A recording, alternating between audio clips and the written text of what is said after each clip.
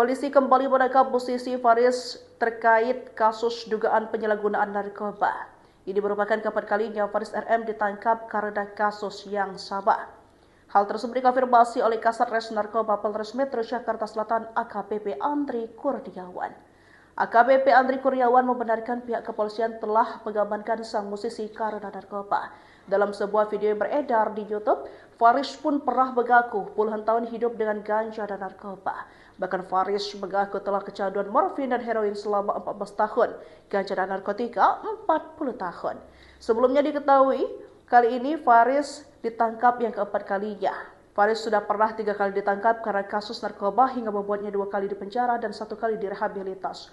Meski begitu, pria berusia 66 tahun ini mengaku tidak pernah menggunakan narkotika untuk membuat dan menghasilkan karya. Sosok Faris RM, musisi ditangkap kasus narkoba untuk keempat kalinya. Bak tak kapok usai bebas pada 2019 lalu, Faris RM kembali ditangkap pada Rabu, tanggal 19 Februari tahun 2025. Kabar Faris RM ditangkap kasus narkoba dibenarkan Kasat Res Narkoba Polres Metro Jakarta Selatan AKBP Andri Kurniawan. Ia sementara menjalani pemeriksaan di Polres Metro Jakarta Selatan. Sudah dibawa ke Polres Metro Jakarta Selatan saat ini masih diperiksa, sambungnya. Sebelumnya, Faris RM pertama kali dicinduk polisi karena kasus narkoba pada Minggu tanggal 28 Oktober tahun 2007.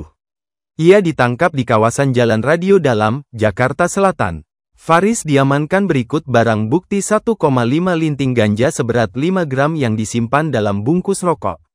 Usai bebas, dia kembali ditangkap pada tahun 2015 saat mengisap ganja di rumahnya di Bintaro Jaya, Tangerang Selatan. Polisi menyita barang bukti berupa ganja pada asbak di atas meja. Untuk ketiga kalinya Faris ditangkap pada Jumat, tanggal 24 Agustus tahun 2018. Dia ditangkap di kediamannya dengan barang bukti 2 paket plastik klip diduga sabu, 9 butir alprazolam, 2 butir dumolit, dan alat isap sabu. Faris menjalani rehabilitasi tahun 2018 sampai tahun 2019 hingga akhirnya bebas dan sempat tampil di panggung dalam beberapa event musik. Faris Rustam Munaf lahir pada tanggal 5 Januari tahun 1959. Ia dikenal seorang penyanyi, pemusik dan penulis lagu berkebangsaan Indonesia keturunan Belanda, Betawi dan Minangkabau, Sumatera Barat. Lagu-lagu ciptaannya, seperti Barcelona dan Sakura, yang menjadi hits pada awal dekade 1980-an.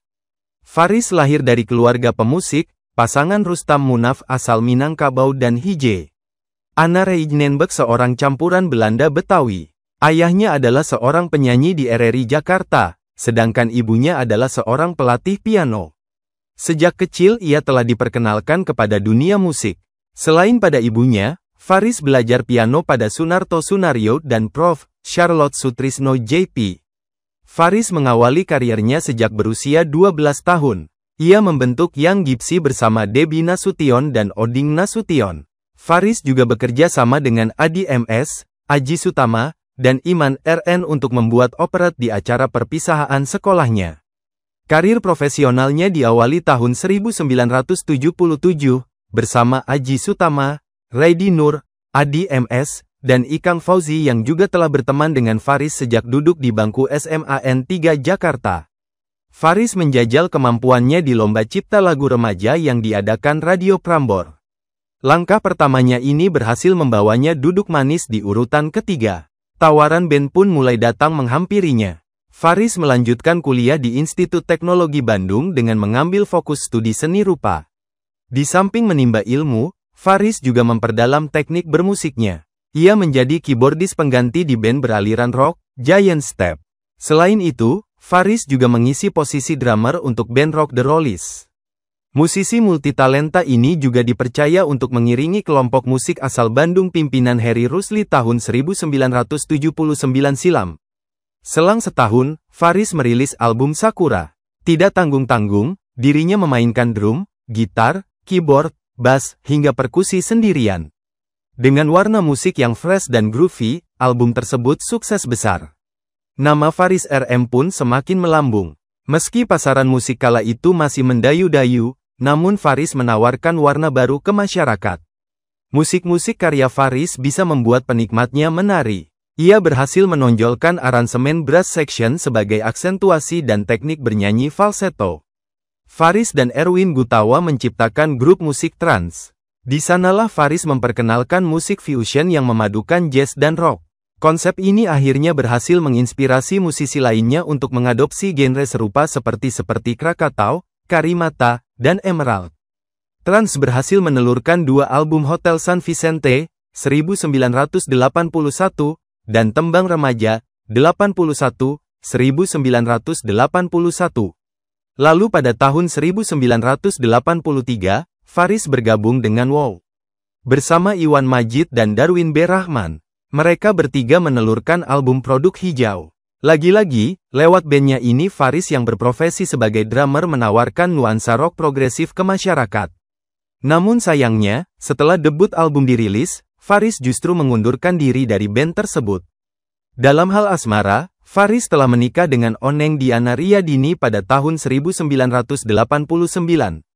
Dari pernikahannya mereka dikaruniai 3 orang anak, yaitu Ramanitya Hadifa, si kembar Ravenska Atwinda Diva dan Rivensky Atwinda Diva, serta Shavergio Avia Diva Putra. Namun sayang, Ramanitya Hadiva wafat karena paru-parunya tidak berkembang. Selama berkarir di dunia musik, hingga tahun 2012, Faris tercatat telah merilis 21 album solo, 72 album kolaborasi, 18 album soundtrack, 27 album produksi di mana dia berperan sebagai produser, serta 13 album internasional yang dirilis di Eropa dan Asia Pasifik.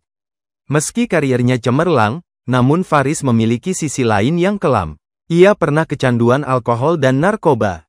Kebiasaan buruk itu telah membuat Faris mengidap kanker liver pada 1996. Penyakit itu pula yang membuatnya tidak seproduktif tahun 80-an. Pada tanggal 28 Oktober tahun 2007, Faris kembali ketahuan terjerat dengan narkoba. Ia ditahan polisi dengan barang bukti 1,5 linting ganja sebesar 5 gram yang disembunyikan dalam bungkus rokok miliknya. Ditambah lagi, tes urin Faris pun membuktikan bahwa ia positif mengonsumsi narkoba jenis ganja.